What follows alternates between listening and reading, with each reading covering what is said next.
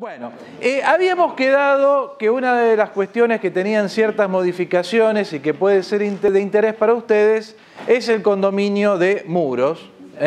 Del condominio de muros vamos a tratar el condominio de la medianería urbana, que es la que realmente suele traer inconvenientes.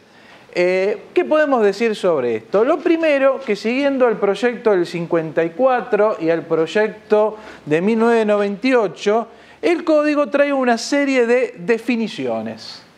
Siempre se ha criticado que los códigos tengan definiciones, pero realmente son necesarias en muchas ocasiones para saber de qué estamos hablando. Y este código trae definiciones. Si uno ve este artículo, es un artículo que prácticamente no es normativo, sino que define qué entiende por cada término. Entonces, los primeros tres incisos toman en cuenta lo que Jorge Alterini llama el criterio de emplazamiento, que responde a la pregunta ¿dónde se encuentra el muro? Es decir, acá no nos preguntamos por de quién es el muro, sino dónde se encuentra. Y se distingue entre el lindero, separativo o divisorio, que es, según el código, el que demarca un inmueble y lo delimita del inmueble colindante, es decir, que está sobre la línea divisoria, y no lo dice el código, el que no es lindero, ni separativo, ni divisorio, que es el que no está sobre la línea divisoria. Dentro del lindero encontramos que puede ser encaballado, el lindero que se asienta parcialmente en cada uno de los inmuebles colindantes, que después más adelante el código va a decir, bueno, lo puedo encaballar hasta la mitad, ¿no? Lo que pasa es que realmente lo que mejor define esta palabra es precisamente lo de encaballado, estar a caballo, que da una idea bien clara de qué se trata. No se trata de estar 2/3 y 1/3, sino mitad de cada lado. Y el contiguo, el lindero que se asienta totalmente en uno de los inmuebles colindantes, de modo que el filo coincide con el límite separativo. Hasta allí no existe ninguna valoración, si se quiere, jurídica. No decimos a quién pertenece al muro. Por cierto, ustedes lo deben saber mejor que los abogados y que los escribanos, que frecuentemente se usa muy mal. Llamamos medianero a cualquier muro que nos parece que es lindero, cuando medianero es un calificativo jurídico que responde únicamente al que está en condominio. Yo recuerdo acompañar constataciones donde el escribano me iba medianarizando todos los muros, claro, y me dice, digo, no pongas medianero, poné que es el muro que da allá, qué sé yo, y al parecer delimita con tal. Después me pregunta, dice, ¿por qué? Digo, ¿por qué andás juzgando jurídicamente algo que no sabemos si es así? Vamos a ver después si es así, para lo cual necesitaríamos mediciones técnicas también para ver si está en el límite, no está en el límite o qué ocurre. Bien, el segundo criterio es el criterio de titularidad. Es decir, responde a la pregunta ¿de quién es el muro? Y ahí sí, el medianero, que es el lindero que es común y pertenece en condominio a ambos colindantes, y el privativo o exclusivo, que es el lindero que pertenece a uno solo de los colindantes. Acá sí ya es un concepto jurídico. Ahora, tampoco todavía me está diciendo la norma ni el concepto cuándo lo voy a considerar privativo, cuándo lo voy a considerar medianero. Lo que sí que tanto el privativo como el medianero se está refiriendo a muros linderos. Es decir, que tienen que ver con el límite, contiguo o encaballado. Bien, un tercer criterio que aparece, que la doctrina por ahí no lo había especificado, o sea, sí trataba esos temas, pero no lo había tomado, digamos, como un criterio, digamos, específico en la clasificación. Yo lo he llamado criterio de extensión en altura, o en profundidad, si prefieren, porque los muros a la vez pueden ser de cerramiento, que es el lindero de cerramiento forzoso, sea encaballado o contiguo, y después el código nos va a decir cuál es el muro de cerramiento forzoso, y a ese lo llamamos muro de cerramiento. El de elevación, que es el lindero que excede la altura del muro de cerramiento, y bien, también el código se acuerda del enterrado, que es el ubicado debajo del nivel del suelo sin servir de cimiento a una construcción en la superficie. Es decir, el que excede las necesidades de la cimentación de lo que está sobre la superficie. Bien. Entonces, estos conceptos son fundamentales para después poder manejar el resto, porque después son todo combinación de estos conceptos.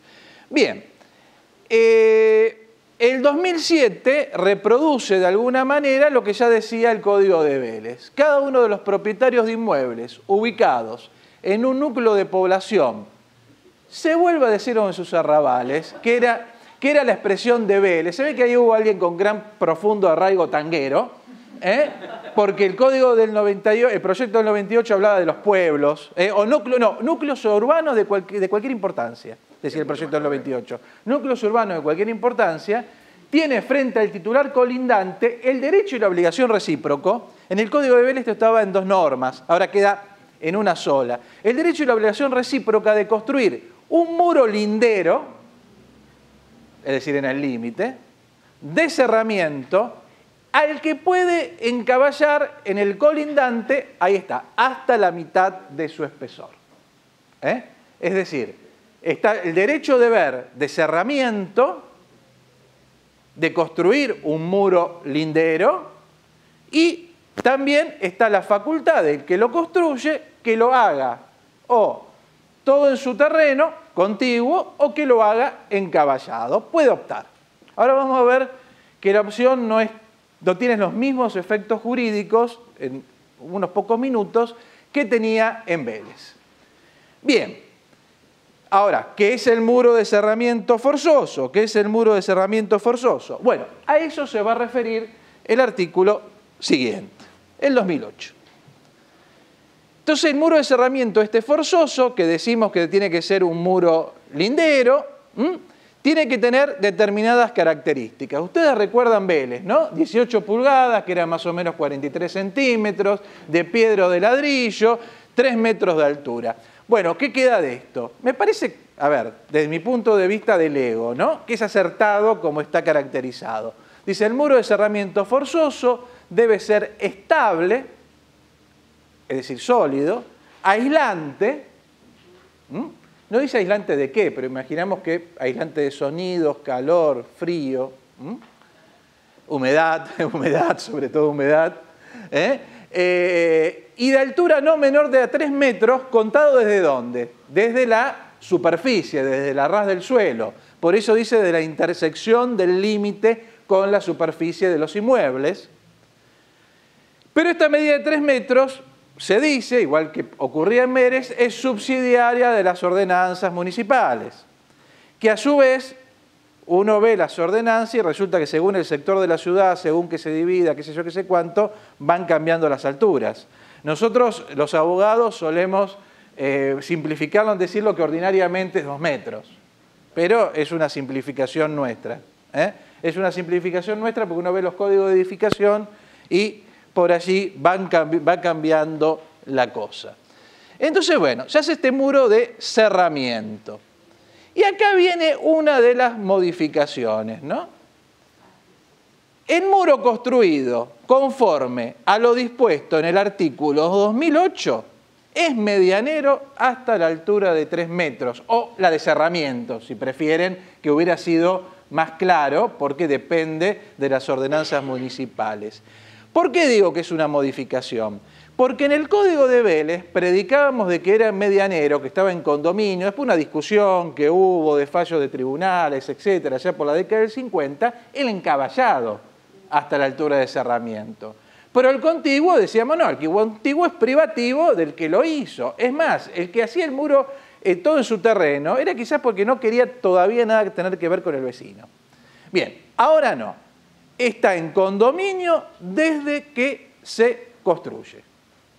Está en condominio desde que se construye, sea el muro encaballado o sea el muro contiguo. Esta es quizás la principal innovación,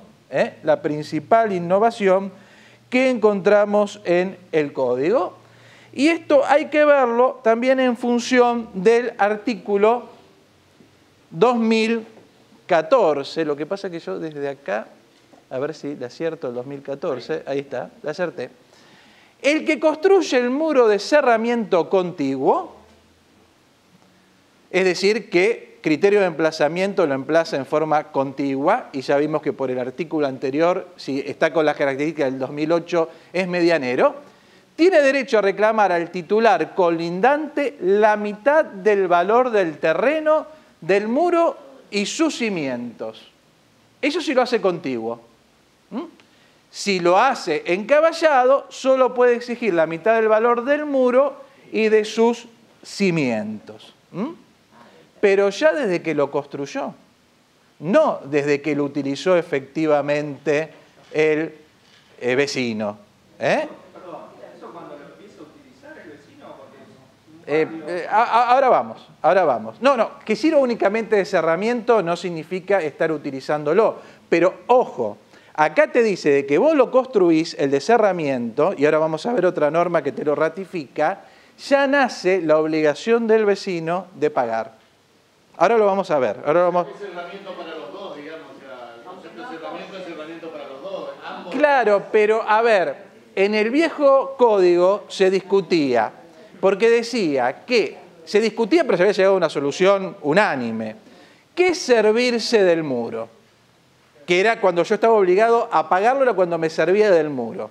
La tesis amplia, que era la menos seguida, decía, basta que sirva de cerramiento. Entonces, la doctrina decía, no, porque entonces habría que pagarlo siempre. Ahora, de alguna manera, es la tesis amplia. Basta que sirva de cerramiento. ¿Cómo?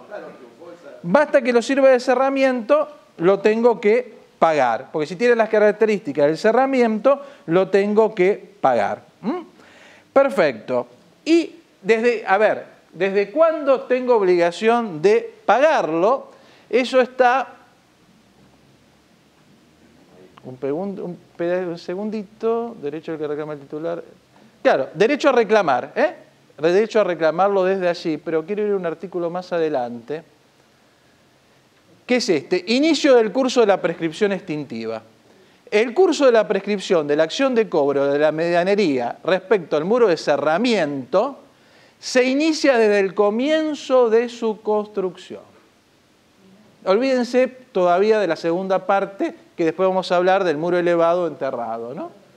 Pero quiere decir que está muy claro. Yo desde que empiezo a construir el muro tengo el derecho de reclamar a mi vecino los costos de construcción y tengo el derecho de reclamar el terreno, si lo hago, la mitad del terreno, si lo hago todo en el que era mío, y si es encaballado, únicamente los costos de construcción y los materiales. Pero a partir de lo que empecé a construir, esto es un tema que va a traer sus dudas. ¿Cuándo es que lo empezó a construir? Puede ser un criterio. Antes decíamos que por ahí era cuando se terminaba y tenía el final de obra, y que ahí empezaba la prescripción. Claro, pero yo lo advierto como vecino, lo llego a advertir. Va. Es complicado el valor del terreno. Bueno, con respecto al valor del terreno hay otro tema. Dice que el valor computable es del muro, cimiento o terreno, según corresponda a la fecha de la mora. Bien.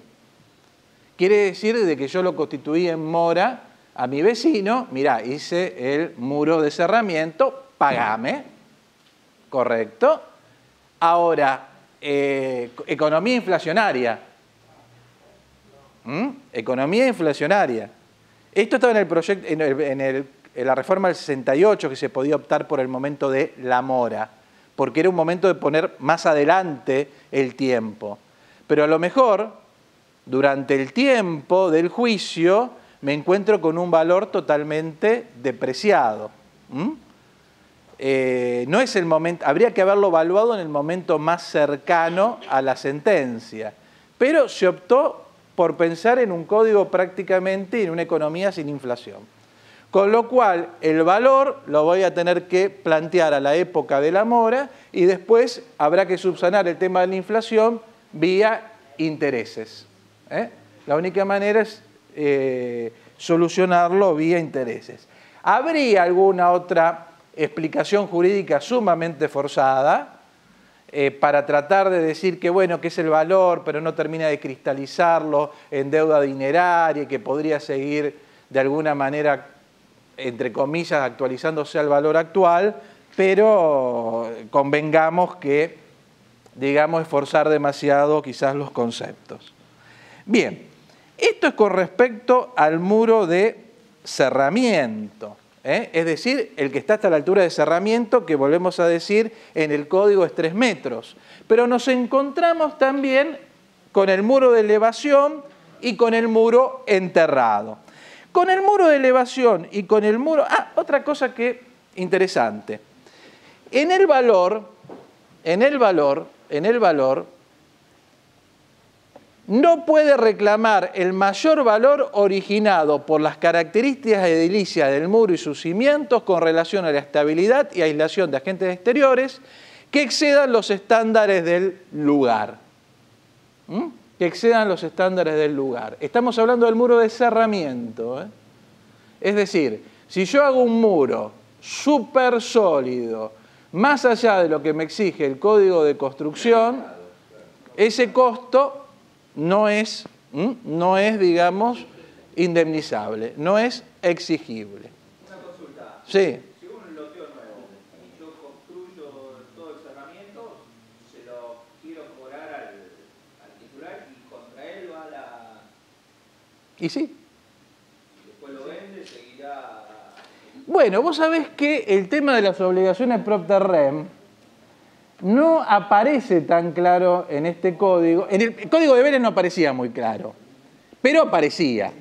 En este aparece todavía menos claro el tema de las propter rem, mucho menos claro, casi te diría que casi ni aparece, con lo cual, si existe como obligación propter rem, sería dudoso. Pero lo que se viene escribiendo es seguir considerándolo una obligación que siga la cosa, es una obligación propter rem, sobre todo por alguna norma que anda ya en el título de posesión. Pero también hubiera merecido, digamos, alguna aclaración. Es decir, sí, como obligación propter rem, sigue activo y pasivamente al que es titular de la cosa. Es decir, aunque vos lo construiste, si vendiste tu inmueble, el crédito está traspasado al nuevo titular de la cosa y no es tuyo. Y si vos lo construiste en un momento que el dueño era A, pero después se lo pasó a B, el obligado al pago va a ser B y no A. Por eso a veces en las escrituras es útil poner que se declaran que las medianerías se encuentran pagadas, etcétera, etcétera, etcétera, de manera de reservarse el derecho a repetir si nos encontramos con algún inconveniente. Tengo 10 años. 5. 5 años. Claro, 5, porque ahora la ordinaria es 5. Lo primero que uno piensa son en los 10. Y claro, pero si a uno lo apuran un poquito, ya tiene 10 años. No, son 5, porque ¿qué era? No había un término específico. Se aplicaba el término ordinario. Y ahora el término ordinario son 5. Desde que comienza la construcción, no de que terminó. Le pregunto, ¿hay algún artículo que pueda hablar sobre la obligatoriedad de la persona que va a construir el muro con respecto al vecino, anticipándole que va a construir? No, es una cuestión que puede ser de buena fe, pero no hay absolutamente, no hay ninguna normativa que lo obligue específicamente. Si, bueno, ese es el tema de la... bueno, sí. Dentro del código puede haber normativas municipales específicas, pero dentro del código vos le tumbás el panderete que tiene de 5 centímetros y reconstruís la pared y haces una pared de cerramiento. O le tirás el alambrado y haces una pared de cerramiento. Claro que te podés comer una denuncia penal. Claro que si por ahí me meto en un lugar que tiene la posesión el otro, me pueden meter una acción posesoria, una acción de obra nueva. Pero en definitiva son hechos consumados. Pero el código te da el derecho. Tanto eso como después te va a dar el derecho a reconstruir una pared que no tenga la solidez necesaria para lo que vos pensás hacer, y pese a que vos tenés la obligación de hacerlo en tiempo y forma, de no causar perjuicios, el vecino tiene que aguantarse que vos reconstruyas la pared. Tendrás que poner, por supuesto, todas las obras provisorias necesarias, pero sentirá los martillazos, los inconvenientes, inevitables de una construcción, y eso no es indemnizable. Si te excedes en el tiempo necesario, si no tomás todas las previsiones que hay que tomar, etc. Ni tampoco en ese caso de reconstrucción le tenés que indemnizar, supongamos, cuestiones que él tenga de su lado en la pared, que tengan un mayor valor. Supongamos, él se había traído en la pared para ponerle toda una serie de mosaicos italianos del Renacimiento. Se lo tiro abajo y eso no es indemnizable. ¿Por qué? Porque él debería haber sabido que esa pared podría haber sido destruida. Pero vamos a lo más común. Doctor, eso sería el caso de que la pared que no sirviera para... No, incluso... El destino del otro vecino pretende otro tipo, o necesita... Necesita más. Necesita algo más sólido, aunque esa pared esté bien, aunque sea técnicamente correcto. Pero yo necesito hacer algo, necesito una pared más sólida. ¿Cómo? Que si tiene una casa apoyada, dejar la habitación abierta. Sí, tenés que poner los panderetes, las cuestiones necesarias para hacer las instalaciones provisorias para cerrar, pero sí. A ver, yo en clase le digo por ahí a los alumnos de grado, ojo con tener el baño ahí, porque... o la ducha, porque me lo abren. Bueno, dice, también es medianero, también va a estar en condominio, también es medianero, es decir, que también va a estar en condominio el muro de elevación, y lean también el enterrado. Si el titular colindante de un derecho, si el titular colindante adquiere la copropiedad por contrato con quien lo construye, o por prescripción adquisitiva, es decir, apoyo, y en ese caso puedo contratar con el vecino, o puede ser que lo adquiera porque el vecino nunca me dijo nada y lo adquirí por prescripción adquisitiva. Acá vamos a volver un segundo porque hay una distinción interesante que vamos a ver, ¿no? Pero en definitiva es básicamente eso. Ahora, el titular colindante de un muro de elevación o enterrado solo tiene derecho a adquirir el condominio como está construido, aunque se exceda los estándares del lugar. Fíjense, en el de cerramiento, si excede los estándares del lugar, no hay reclamación. Pero en el de elevación o enterrado, si excede los estándares del lugar, tengo que abonar esa diferencia de precio. Lo cual sería lógico si en todos los casos estuviera este muro de elevación o enterrado sobre un muro lindero contiguo. Pero si el muro es encaballado y el vecino me asentó la pared encaballada a la mitad en mi terreno y me hizo una pared de acero reforzado con titanio y grafito, claro, ¿por qué le voy a tener que pagar el muro elevado o el muro enterrado de esas mayores características? Yo creo que aquí hubo un error. Cuando se redacta el artículo, se está pensando en otro tipo de régimen más cercano al de Vélez y por eso se tiene esta cuestión que realmente no va. Bien, ¿a partir de cuánto tiene el vecino el derecho a pedir, ¿no es cierto?, a pedir que se le pague ese muro enterrado o ese muro preexistente? Perdón, ese muro enterrado, leí ahí, ese muro enterrado o ese muro sobreelevado. Dice, el que construye el muro de elevación solo tiene derecho a reclamar al titular colindante la mitad del valor del muro desde que éste lo utilice efectivamente. Acá sí, en el muro elevado o en el muro enterrado es a partir de la utilización efectiva. El mismo derecho tiene el que construye un muro enterrado. Es decir, el muro enterrado es a partir de que yo efectivamente lo use. Recuerden que el muro enterrado es por debajo de lo necesario para los cimientos.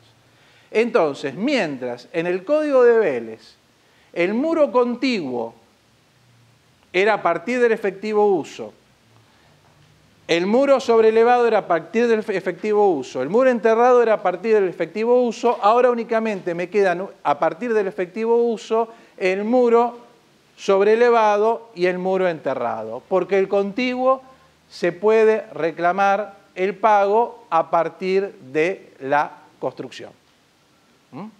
Que yo diría que es lo más notorio en el cambio.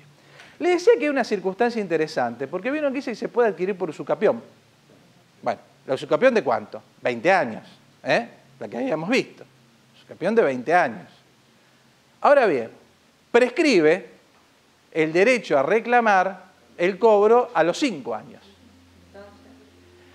Entonces, bueno, entonces, como ustedes saben, los abogados ya hemos escrito como 4 teorías distintas sobre el tema. Ya estaban algunas cosas en el Código de Vélez, ya estaban este tipo de cosas, este tipo de discusión. Algunos dicen, no, a los 5 años adquiere el dominio. Otros dicen, no, el dominio son los 20. A los 5 prescribe la acción para el cobro.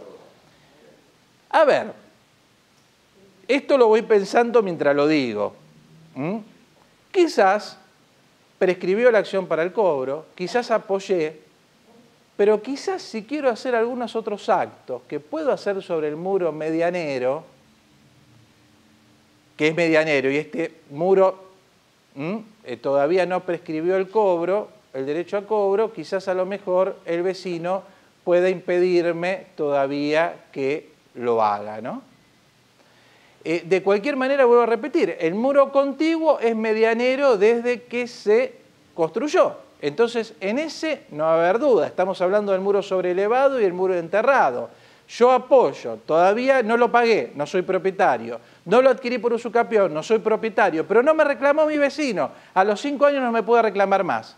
Pero quizás a lo mejor, que lo puedo hacer cuando soy condómino, yo puedo hacer, por ejemplo, un armario en el muro medianero. Y puedo sobrepasar la mitad del espesor de la pared. Quizás en este muro sobrelevado o enterrado, donde yo todavía no soy condómino, el vecino podría oponerse a que yo haga ese tipo de actividades. Derecho muy residual, muy menor el que quedaría, ¿no? Pero la pared de los edificios, la medianera es un edificio. Se construye un edificio 15 años después. Entonces el edificio existente le va a reclamar desde que lo utilice. A ver, si yo sí, lo va a reclamar desde que lo utilice en lo que excede el cerramiento, en lo que excede los 3 metros, pero a pie horizontal sí, desde que lo utilice, sí. Sí, pero eso no hay duda que lo que utilice. El tema es que yo lo utilicé. Yo lo... No influye. A ver, por prescripción adquisitiva, es de que lo utilice 5 años. Ahora, si pasaron más de 20 años, no, porque el régimen es distinto. La pared está como seccionada, esa pared arriba no está en condominio, es privativa del que la construyó. En el contiguo, yo puedo reclamar la indemnización sobre el muro. Y sí, la mitad del terreno. O sea, que cambiarían los límites. Cambiarían los límites. Habría que hacer una mesura.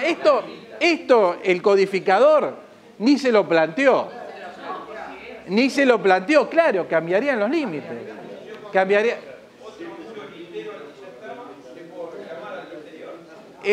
Mirá, es todo un tema esto del lindero. Y vos fíjate ahora que hay una complicación más. Fíjate que ahora hay una complicación más. Abdicación de la medianería. Abdicación, o sea, renuncia de la medianería, abandono de la medianería, abandono del condominio. Dice, el condominio requerido para el pago de créditos originado por la construcción, conservación o reconstrucción, quedémonos con la construcción, de un muro, puede liberarse mediante la renuncia. Yo no sé por qué ponen acá abdicación. Porque en realidad siempre hablamos de, como manera extintiva, de un derecho real, el abandono. O si quieren, la renuncia. No sé por qué esta palabra real de abdicar. Claro, la abdicación de su derecho de medianería, aún en los lugares donde el cerramiento es forzoso. A menos que el muro forme parte de una construcción que le pertenece, esto estaba ya en Vélez, o la deuda se haya originado en un hecho propio, también estaba en Vélez. Si el edificio forma parte de la pared de un edificio mío, no puedo renunciar. Si realmente se hizo necesario un arreglo porque la agarré a martillazos o le encajé el auto y la partí en dos, tampoco. Pero fíjese, yo puedo liberarme del crédito originado por la construcción de la pared abandonando mi derecho de medianería. Entonces la pared volvería a ser contigua, pero contigua que no estaría en condominio. Claro, pero en el régimen del código parece que se quiere que la pared contigua ya esté en condominio. Pero acá me dice que la puedo abandonar. Algún profesor me dice, y habría que tenerlo por no escrito el artículo. Bueno, pero está escrito. Entonces, habría dos tipos de abandono con respecto a la pared contigua de cerramiento. Perdón, a la pared medianera de cerramiento. Si es contigua, y no hicimos el plano que reclamaba la agrimensora que está allá, volveríamos a los límites, o sea, quedaríamos con los límites originales. Si es encaballada y renuncio, deberíamos también hacer un plano, de alguna manera. Claro, que renuncio. Esto también lo habíamos pensado con el Código de Vélez, donde estaba pensado para la encaballada. Decía, si yo renuncio a la encaballada, se corre el eje de la pared porque renuncié a la pared encaballada. Bueno, a ver. ¿Con algún tipo de formalidad o se presume? No, por escritura pública. Por escritura pública. Y a lo mejor uno debería decir escritura pública y previamente el plano. ¿No es cierto? Pero imagínense que los abogados y los juristas nos despreocupamos de esos temas. Nos despreocupamos. Propiedad horizontal empieza y dice, para dividir jurídicamente, ahí estuvieron bien, porque dijeron, para dividir jurídicamente un edificio en propiedad horizontal, lo dijeron bien, se necesita el reglamento de copropiedad. Jurídicamente. Todo el mundo, el plano, pensaron materialmente. Pero está bien, por lo menos decimos plano materialmente, esto jurídicamente. Pero nos preocupamos de esos temas. Eso por la falta de interrelación entre disciplinas. Y entonces, nosotros estamos en el abstracto, y una vez me acuerdo, en una jornada nacional en el 2001, que fueron sobre superficie forestal, una escribana le dice al presidente de la mesa, que es un destacado jurista, ¿y cómo hago para escribirlo? Y me dice, no sé, que se arregle el registro. Es decir, está la norma, que se arregle el registro como hacen. No me vengan con esas minucias. Y un jurista que se ocupa bastante de la interrelación de este tipo de cosas. Pero bueno, por eso vuelvo a repetir, ¿no? La interrelación y el diálogo entre disciplinas es muy buena. Bueno, también podría renunciar al muro elevado enterrado, pero dice, no puede liberarse, esto es cuando ha habido una mejora en el muro, la conservación, no puede liberarse mediante la abdicación del derecho sobre el muro elevado o terrado si mantiene su derecho sobre el muro de cerramiento. Es decir, si yo una vez que adquirí la medianería sobre el muro sobrelevado o el muro enterrado, quiero renunciar, tengo que renunciar forzosamente también al muro de cerramiento. Es decir, tengo que renunciar a todo, no puedo renunciar aparte. Bueno, en materia, digamos, de 2029, acá van a ver que queda claro, 2029, la abdicación del derecho de medianería por el condómino implica enajenar todo el derecho sobre el muro y el terreno en que se asienta. No hay dudas que el terreno en que se asienta también lo estoy enajenando al renunciar. ¿Quién debe hacerse cargo de los gastos del plano y de la escritura? Obviamente el renunciante. ¿He visto esto en la práctica? No. Generalmente lo he utilizado alguna vez, pero la verdad que no tuve mucha oportunidad de utilizarlo, cuando alguien reclama y uno dice, contesta la demanda y dice, renuncio.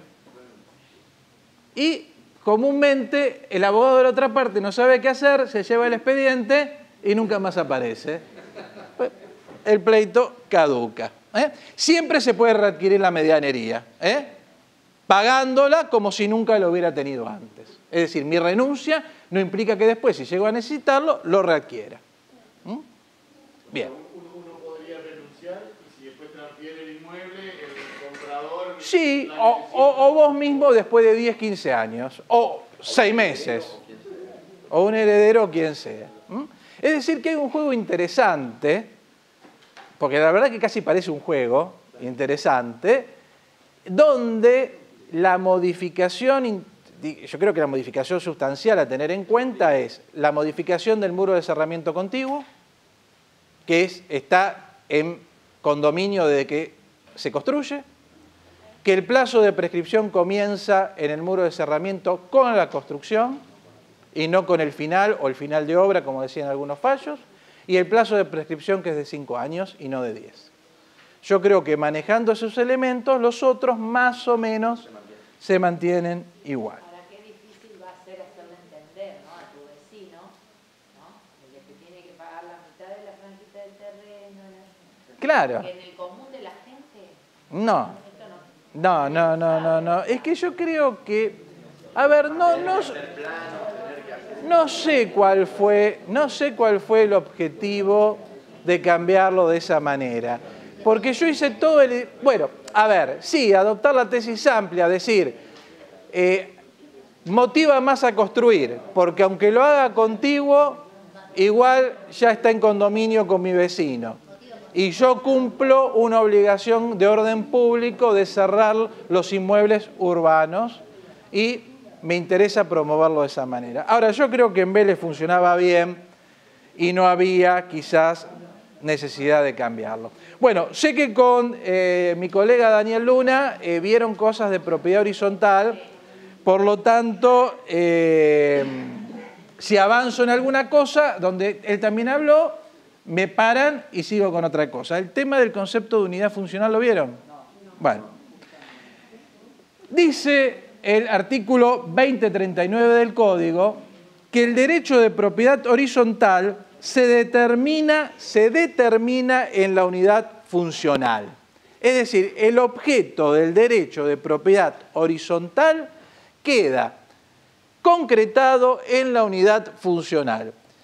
Si ustedes me apuran, cuando uno habla de propiedad horizontal y de unidad funcional, casi siempre piensa en la unidad como el departamento, digamos, ¿no? Pero el concepto de unidad funcional, y en esto había mucha doctrina que estaba ya con este concepto, es más amplio, porque dice que el derecho de propiedad horizontal se determina en la unidad funcional, que consiste en pisos, departamentos, locales u otros espacios susceptibles de aprovechamiento por su naturaleza o destino, es decir, muy amplio, que tengan independencia funcional, y esto estaba en la 13.512, y comunicación con la vía pública directamente por un pasaje común. No menciona, como la 13.512, los distintos pisos de un edificio, los distintos departamentos de un mismo piso, los distintos departamentos de un edificio de una sola planta. Sin embargo, no hay duda que los distintos departamentos de un edificio de una sola planta pueden seguir constituyéndose en propiedad horizontal. Y lo más importante es que la unidad funcional comprende la parte indivisa del terreno, es decir, que dentro del concepto de unidad funcional está la parte indivisa del terreno, de las cosas y partes de uso común del inmueble o indispensable para mantener su seguridad, y además puede abarcar una o más unidades complementarias destinadas a servir a la unidad. Por ejemplo, una cochera puede estar como unidad complementaria, no como unidad separada, o puede estar como unidad separada. Lo mismo con una baulera, o lo mismo con algún otro espacio que a ustedes se le ocurra. ¿Y una cochera descubierta? Sí, también. Sí, me imagino que debe haber alguna cosa municipal que trae alguna duda, porque las dos preguntaron lo mismo. Sí, una cochera descubierta puede ser perfectamente que una unidad funcional también. Salvo que tenga alguna reglamentación municipal que indique que la cochera, para poder constituir la unidad funcional, me exija que sean cubiertas. Pero, también, eso no nos importa y puede ser igual en Córdoba, puede ser de una manera en Rosario, en otra en Córdoba, en otra en Casillas, en otra en el Hortondo. Eso... Siempre que no esté en un patio solar. Bueno, depende que entendamos por patio solar, que creo que ayer estuvieron hablando con Daniel del tema del patio solar. A ver, el patio, que está en la planta baja, que no tiene un destino de uso común en el sentido que está proveyendo de luz a otras unidades. ¿Puede ser privativo? Para mí sí. Es más, si el departamento de planta baja puede ser privativo, ¿por qué no puede ser privativo el patio? Se ve que en algún momento con la 13.512 alguien pensó, ¿no? Pero si el terreno siempre es común, ¿cómo puede ser que el patio, que está sobre el terreno, asentado sobre el terreno, no sea común? Pero bueno, también en la propiedad horizontal se da una suerte de derecho de superficie. Por un lado tenemos el terreno, que es siempre común, y por el otro lado podemos tener el patio, que está inmediatamente sobre el terreno, embaldosado o no, o hasta te diría de tierra, que puede, un jardincito, que puede ser privativo. Como generalmente, ahí ya voy, como generalmente esto traía una perplejidad, se empezó a hablar, que no estaba en el 13.512, de cosas comunes de uso exclusivo. Porque el único que podía entrar era ¿quién? El dueño del departamento. No, lo que yo quiero decir es que quizás se puede cuestionar el tema del patio, digamos, de que esté el pasto, porque por el tema de la filtración, que eso no sería un problema para más unidades. No, pero yo estoy hablando de un patio de planta baja. Patio de planta baja, sí. Arriba podría ser un problema. Pero de cualquier manera a veces tenés canteros que a veces filtran abajo, pero bueno, no a un dormitorio, a un lugar cerrado. Bien, entonces, sigue manteniéndose la posibilidad de edificios de una sola planta. El código se desentiende de algo que yo creo que se debía haber regulado, que es el de las pequeñas propiedades horizontales. Lo hizo únicamente el proyecto del 93, estableciendo un régimen más alivianado cuando eran pocas unidades, porque toda una serie de disposiciones que existen en el código no tiene sentido en una propiedad horizontal, que es la casa abajo y la casa arriba, que es la más simple de todas. Imagínense eso con asamblea, administrador, consejo de administración, liquidación de expensas. No funciona absolutamente nada de eso. Bueno, seguimos encontrando en la propiedad horizontal cosas y partes propias y cosas y partes comunes. Las partes propias están definidas en el artículo 20, si no me equivoco, 20.30, porque de acá como no veo la navegación... 20.43, bien. 20.43. Empieza hablando de cosas de partes comunes para después de ir a las cosas de partes. Sí, pero vamos primero. Ahí está. No. Ahí está.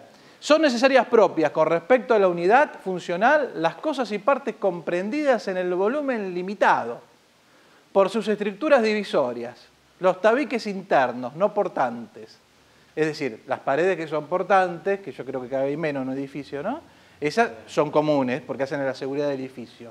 Las puertas, ventanas, artefactos y los revestimientos, incluso de los balcones. Es decir, los balcones van a ser cosa común, pero el revestimiento va a ser cosa propia. Esta es una idea que la expresó ya hace muchos años Elena Hayton. También son propias las cosas y partes que, susceptibles de un derecho exclusivo, son previstas como tales en el reglamento de propiedad horizontal sin perjuicio de las restricciones que impone la convivencia ordenada. Esto en algo que no está tan claro, pero tiende a dar carta de ciudadanía a las cosas comunes de uso exclusivo.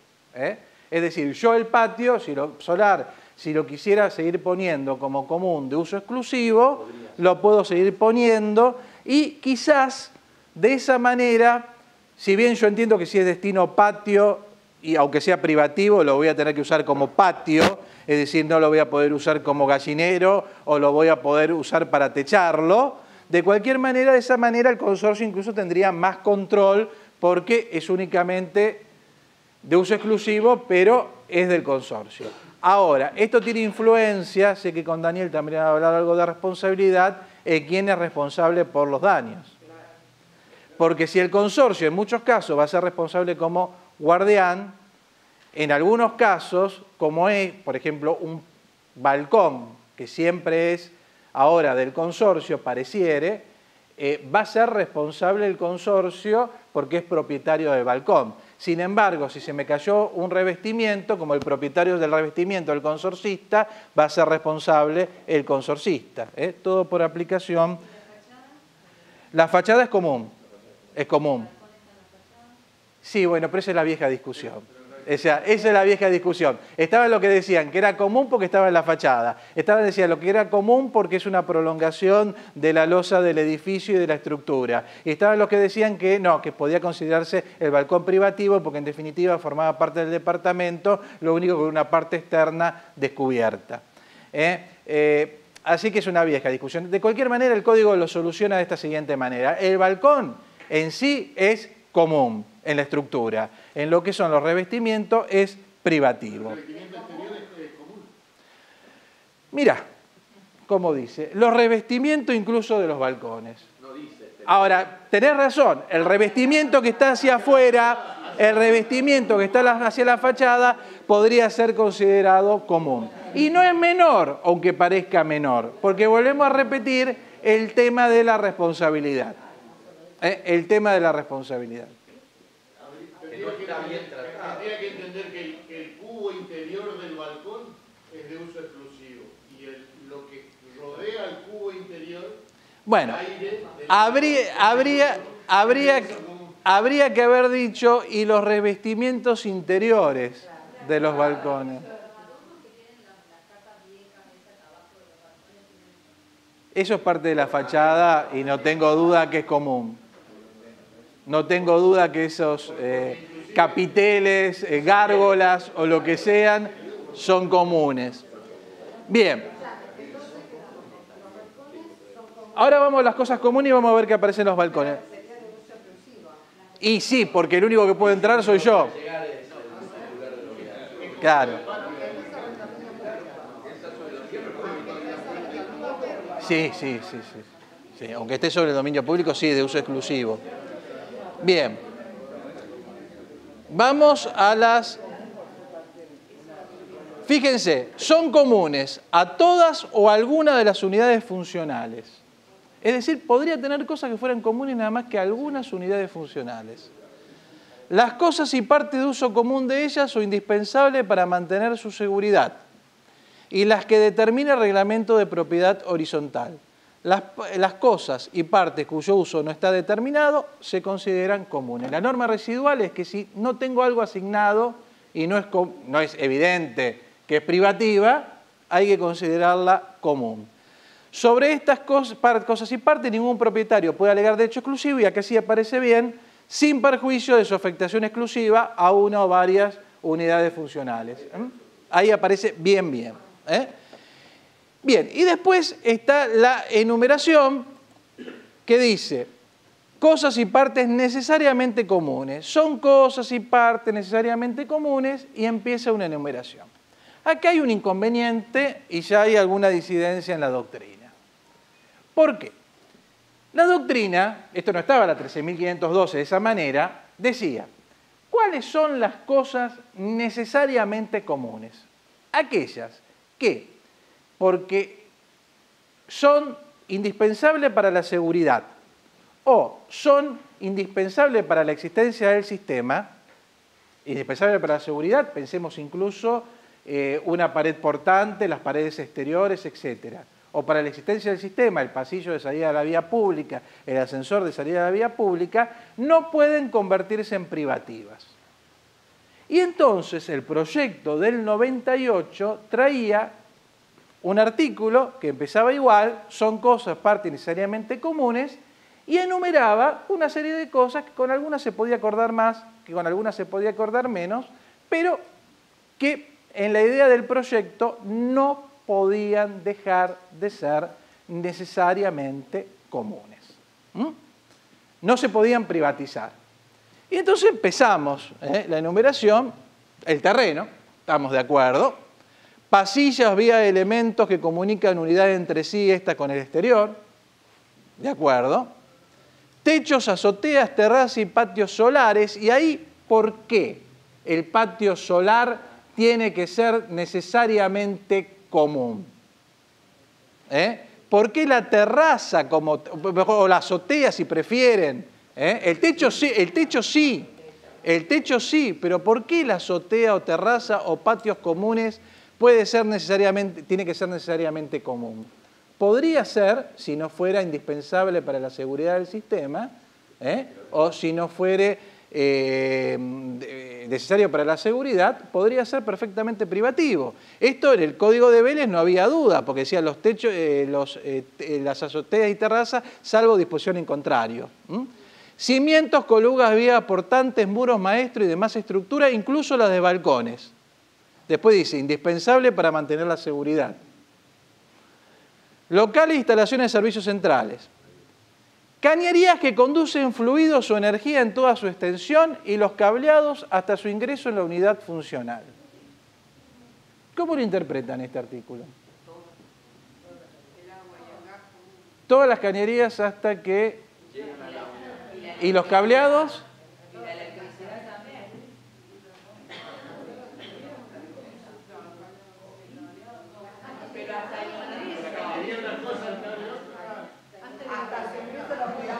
Bueno, yo les digo, la primera impresión que tuvimos todos, por lo menos todo con lo que he hablado del tema, Luna, Marina Mariani, Gabás, yo, era que las cañerías era en toda su extensión y los cableados hasta su ingreso en la unidad funcional. Pero,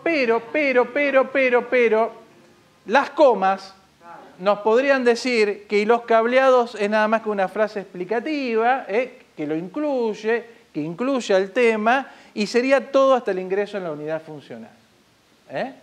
Es decir, a ver, el artículo, claro, bueno, coma después de cableado no va. Es decir, la primera impresión que tuvimos todos, es las cañerías que conducen fluido de energía en toda su extensión. O sea, que entrarían hasta lo que entra en la unidad funcional, hasta que llega la canilla, digamos. Y los cableados hasta el ingreso a la unidad funcional. Entonces uno decía, ¿qué pasa con los cables que están dentro de una cañería? Bueno, eso, el proyecto de los 28 lo decía distinto. Decía que eran mientras estuvieran embutidos eran comunes. Cuando asomaban, se volvían privativos. Ahora, lo seguimos hablando, da para las dos interpretaciones. ¿Está mal redactado? Nos parece que está mal redactado el artículo. Está redactado a la apurada. Viviendas para alojamiento del encargado. Asesores, montacargas y escaleras mecánicas. Ahora, ¿qué nivel, La escalera no está nombrada, me parece. Mecánicas.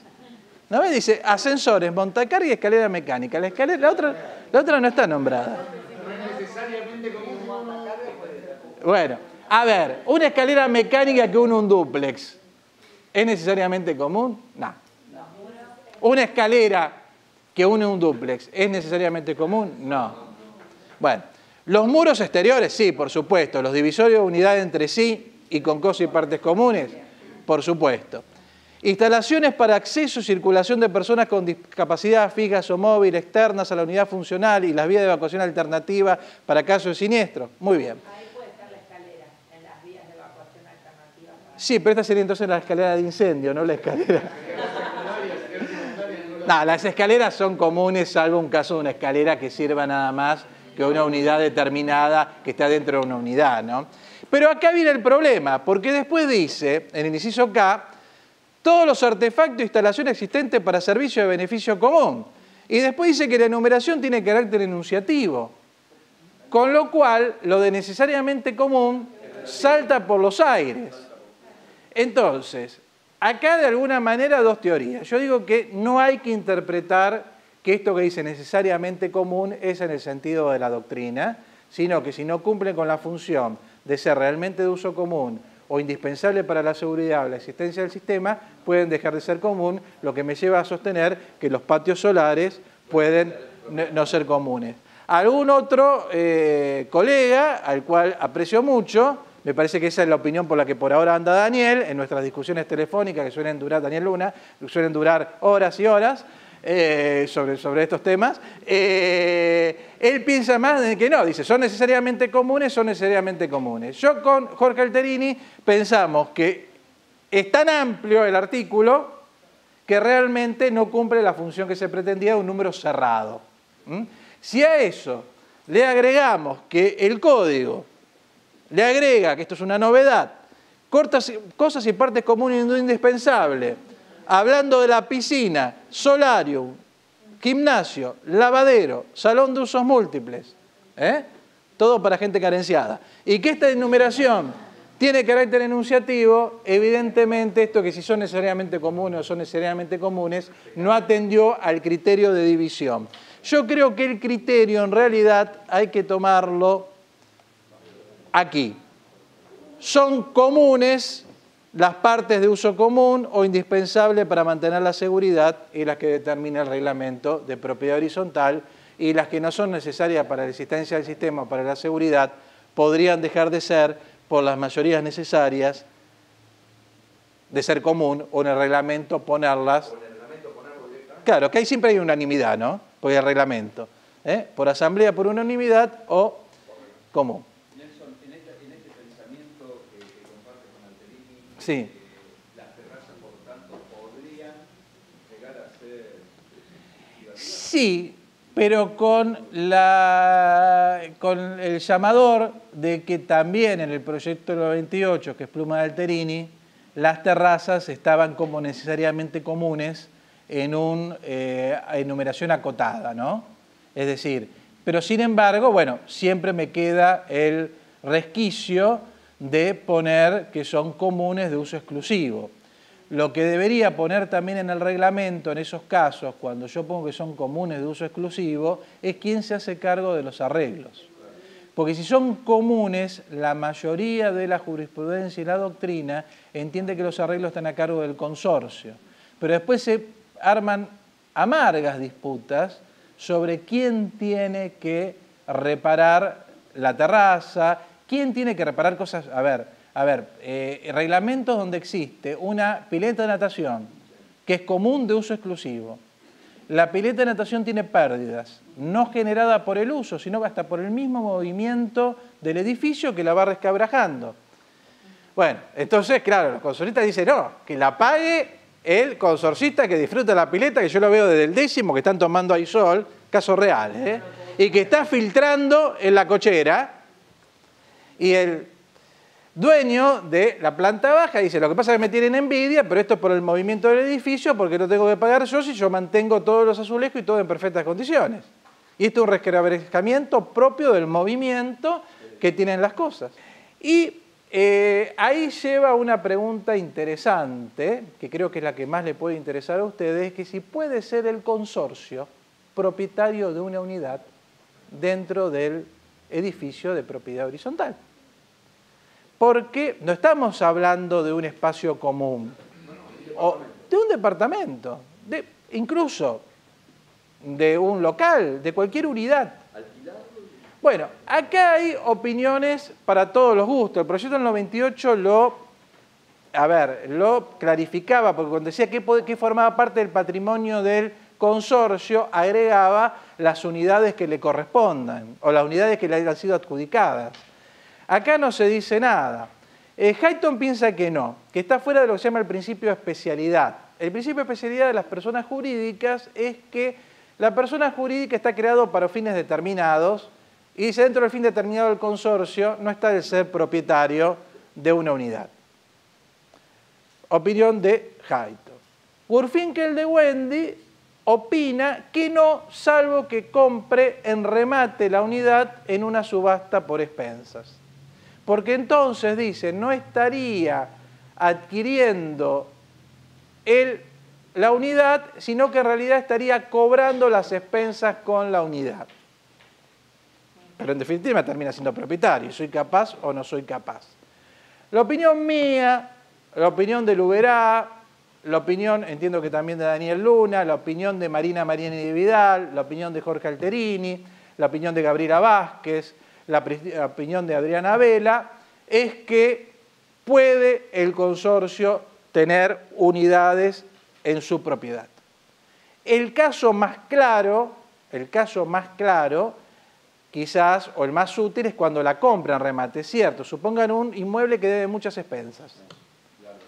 Nadie lo va a comprar, porque aún en remate, el que lo compre va a tener que cargar con las expensas que siguen a la cosa. Pero quizás es bueno que el consorcio lo pueda adquirir, lo inscriba a su nombre, lo cual implica que no haya modificación de planos, porque no modifica nada, nada pasa a ser parte común, y cuando se da el momento oportuno, lo vende a mejor precio y recupera el dinero, o mayor cantidad de dinero. Entonces, a nosotros nos parece útil, ahí en unas jornadas de derecho registral que se hicieron en el 2004, fue en Mendoza, que estuvimos con Frix ahí, ¿te acordás? ¿2004 Mendoza fue? Sí. 2004 Mendoza, la amplia mayoría votó porque era posible que el consorcio adquiriera unidades en propiedad horizontal, ya sea originariamente en el reglamento o a posteriori, ya sea por remate o no.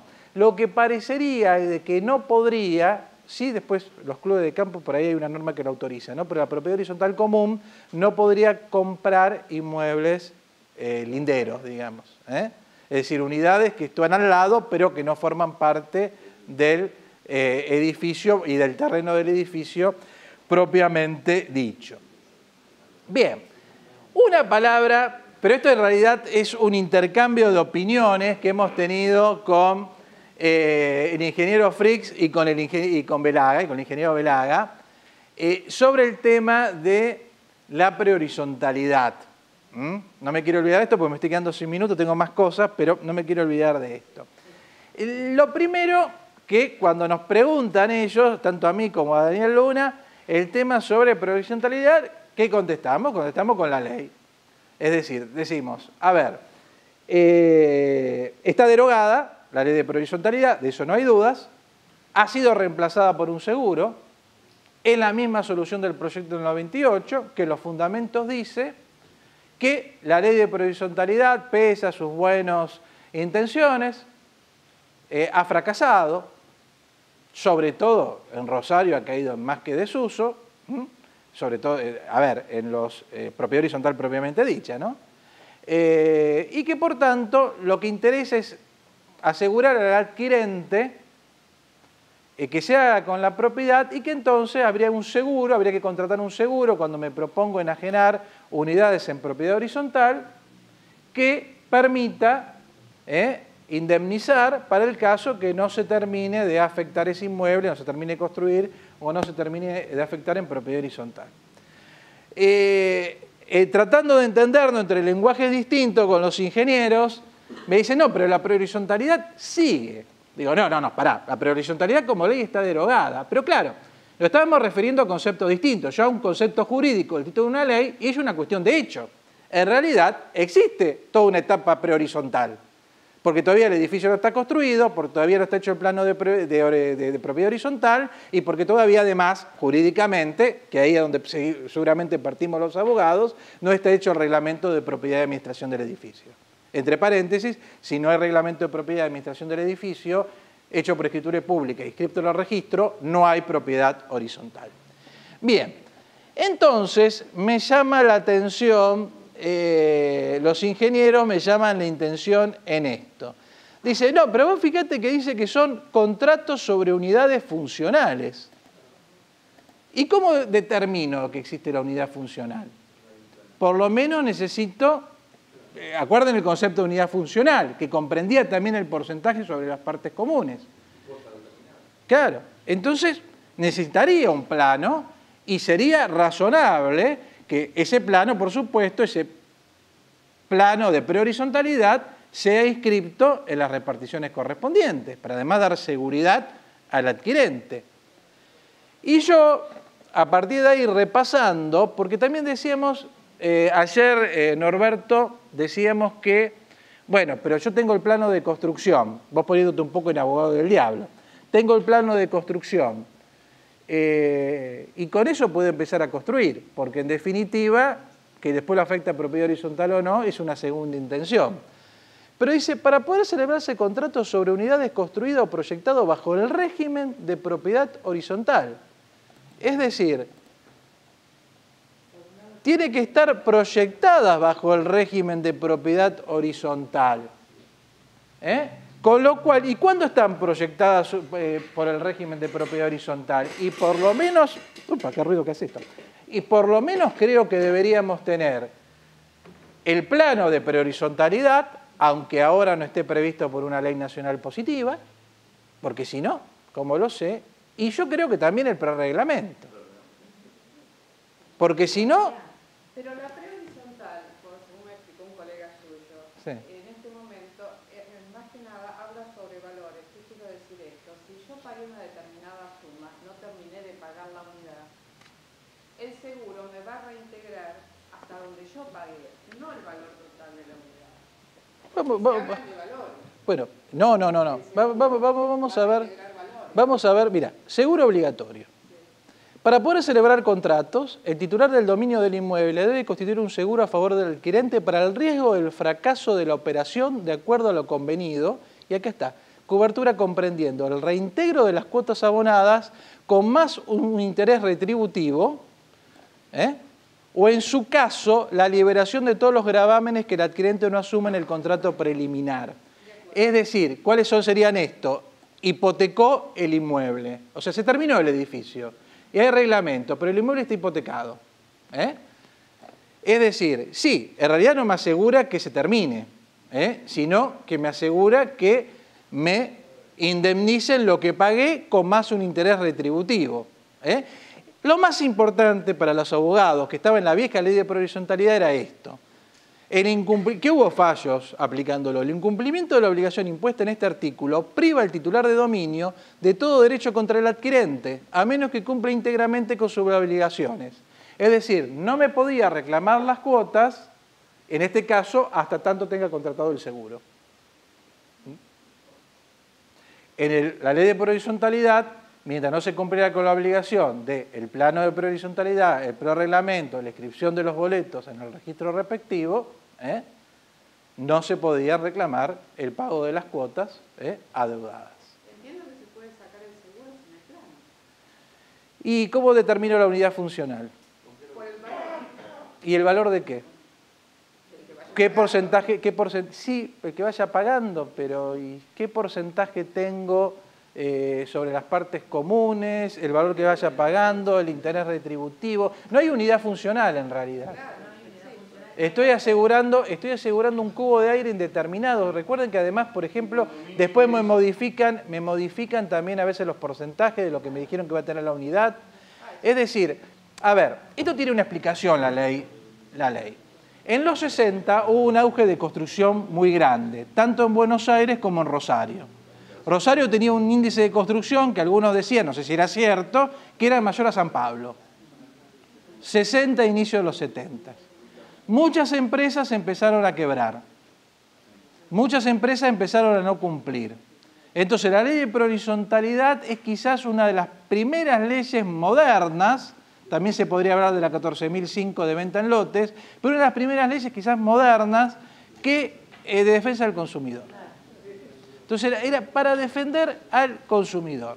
Fracasó como hablábamos creo con ustedes en una clase pasada, por un tema fiscal. Es decir, terminaba siendo tan caro, sobre todo escribir los boletos en el registro a precio real, porque el boleto a precio real, que fracasó, como quizás fracasa el seguro cuando le pongan que tiene obligación de informar a la AFIP sobre los precios reales en los cuales está comprando y la gente diga, no, a precio real mejor que no. Entonces, vuelvo a repetir, me parece que hace a la seguridad jurídica que haya un un plano de prehorizontalidad. ¿Y por qué además lo creo?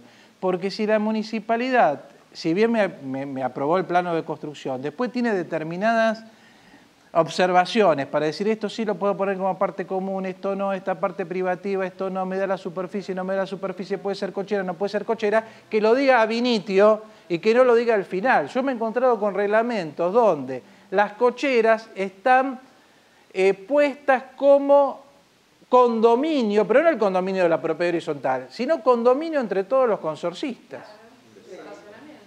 Sí, sí, pero condominio, pero a ver, no como bien común. Bueno, entonces yo vendo mi departamento, no, pero no sé si vendo la parte indivisa porque tampoco lo está puesto, tampoco en este reglamento que yo he visto, tampoco estaba puesto como accesorio indispensable a 2 o más unidades. Bueno, entonces yo vendo la unidad, me olvidé de vender mi parte indivisa. Me olvidé, no decía ninguna obligación de que cuando vendiera también tengo que vender mi parte indivisa. No decía absolutamente, me olvidé. Y yo compré y digo, ay, tengo cochera. Y no tengo cochera. ¿Y qué pasa si después viene un condominio y pide del que vendió, pero no vendió su parte indivisa y dice, división de condominio? Que se venda.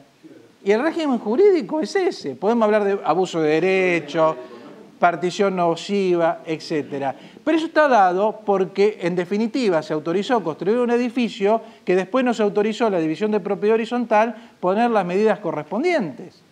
Y eso lo puedo lograr si tengo el plano de prehorizontalidad. Vos corregime si me equivoco en algún tema técnico. ¿Cómo? Sería lo mismo, no entiendo en qué mejora.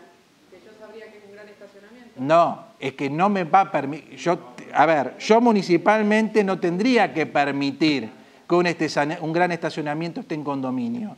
O está en bien común, ojo, o está en bien común o es privativo y dividido en propiedad horizontal, comunidad accesoria o no.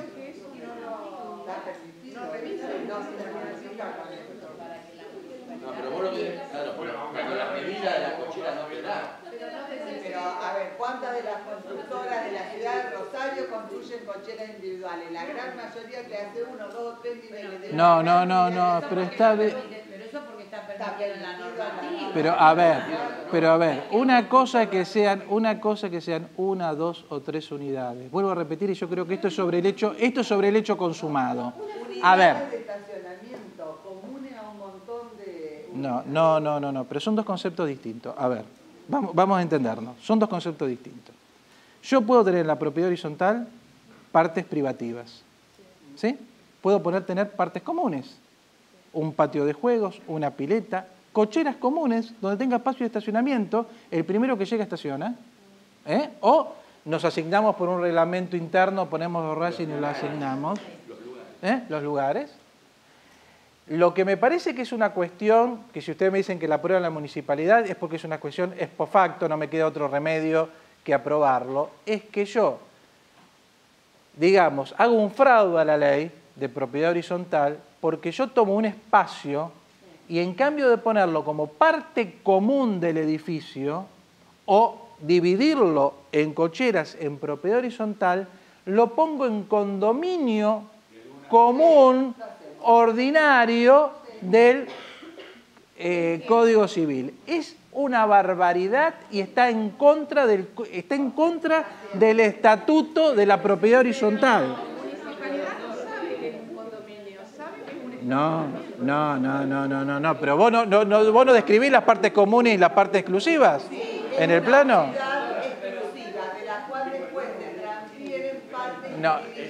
No quiere saber. No quiere saber. Pero ¿sabés cómo lo solucionás eso? Y ahí me das otro argumento. ¿Sabés cómo solucionás eso? Ya no hay dudas. Necesitas el plano de prehorizontalidad y el prereglamento. Ahí se terminó.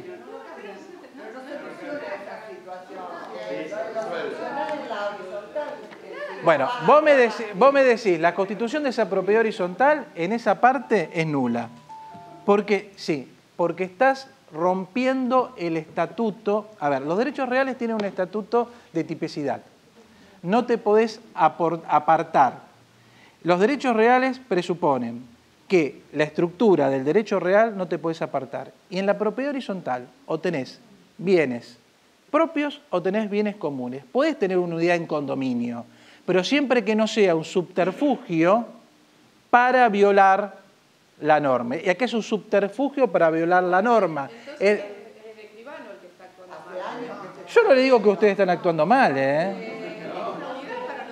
Yo no le digo que están actuando mal. Yo digo, esto es culpa. A ver, Esto, si fuera culpa, entre comillas, culpa de abogados, escribanos y sobre todo del ente que tiene que controlar.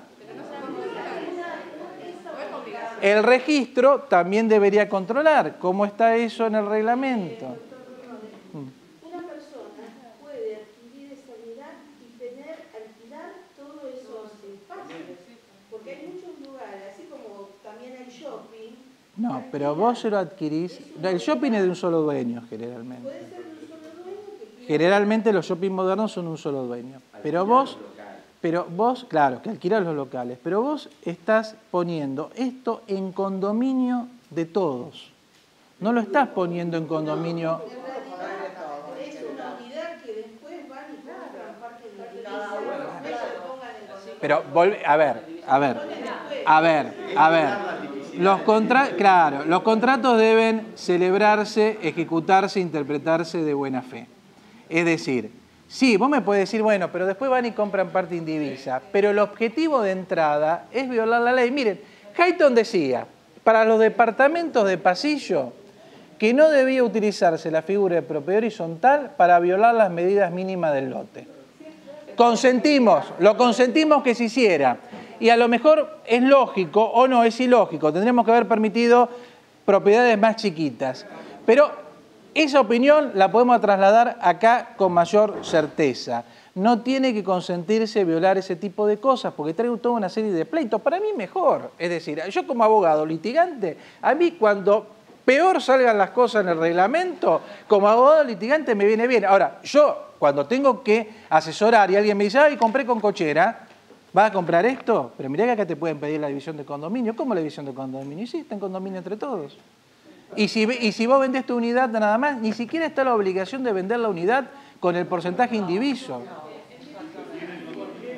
qué la municipalidad acepta algo que viola la ley? Y el registro de la propiedad inscribe y esto hace años que está así. Bien, vuelvo a repetir. Esto se empieza a ver en los últimos reglamentos. Último reglamento, a lo mejor estoy hablando de 10, 15 años. Es decir, empezamos... ¿Cómo? ¿Y está así? ¿Está seguro que está así? Bueno. Pero de cualquier manera es una barbaridad. O sea, viola la tipicidad del derecho. ¿Ustedes quieren que le diga que está bárbaro? Está bárbaro.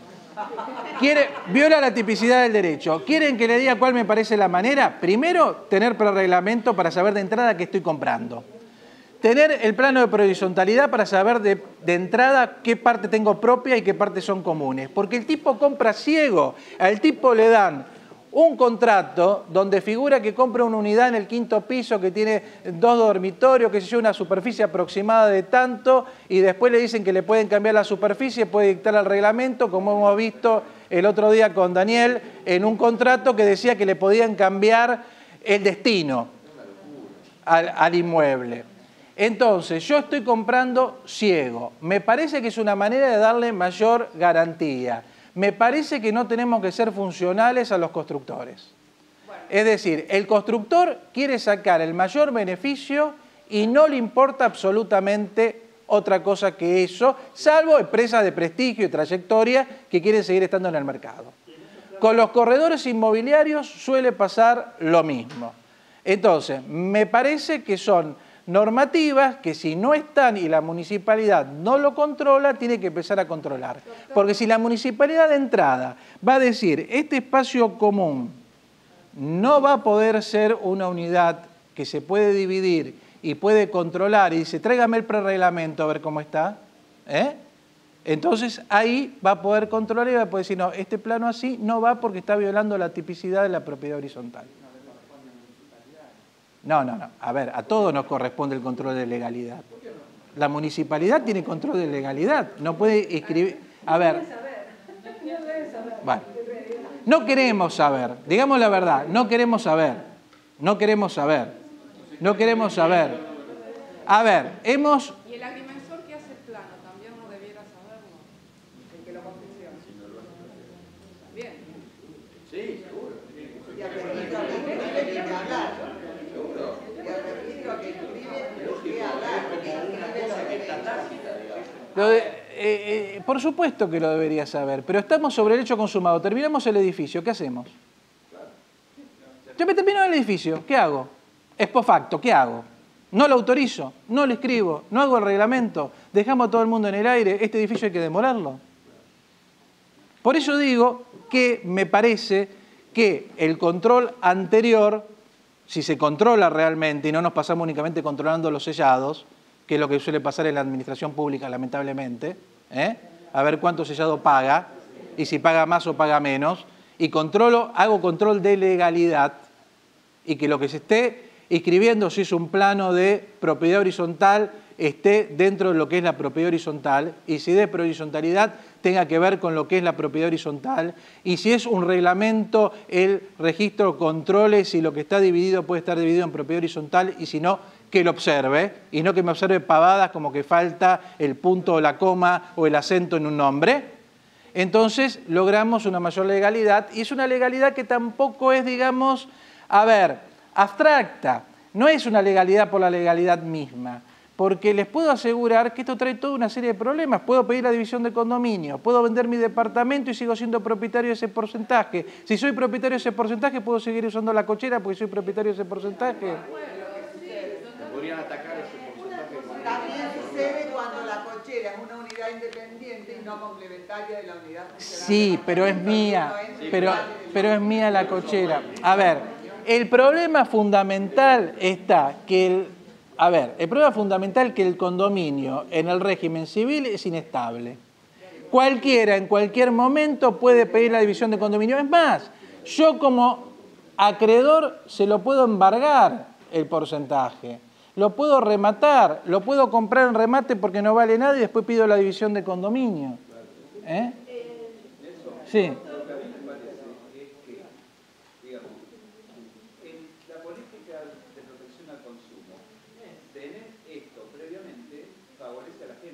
Claro. Si favorece a la gente, creo que desde la agrimensura debemos sostener de que el plano de prehorizontalidad, yo también digo, el prereglamento debe en alguna instancia exigirse al servicio de la gente. Es allí donde digo, no por todas estas cuestiones del dominio, condominio, sino por la protección al consumidor. Yo creo que es una manera que la persona sepa realmente que está adquiriendo. Y con lo que dice los dos artículos, que está dando por supuesto que va a haber una división en propiedad horizontal y que hay unidades funcionales, las unidades tienen que estar determinadas exactamente. Bien, para ir concluyendo, nos queda superficie, que un derecho real que se las trae. Y nos queda otro tema que es sobre elevación. Es decir, ¿qué pasa cuando yo quiero seguir elevando pisos de un edificio de propiedad horizontal ya terminado? Los convoco para cuando hacemos agrimensura y derecho, en octubre. El 20 de octubre vamos a hacer las terceras jornadas de agrimensura y derecho y ahí tal vez trataremos estos temas y a lo mejor volvemos a revisitar todo este tema de los prereglamentos y de los planos de prehorizontalidad que ha surgido en nuestras conversaciones con Belaga, con Fricks, y que yo partí diciendo no hay, y creo que tienen razón ellos.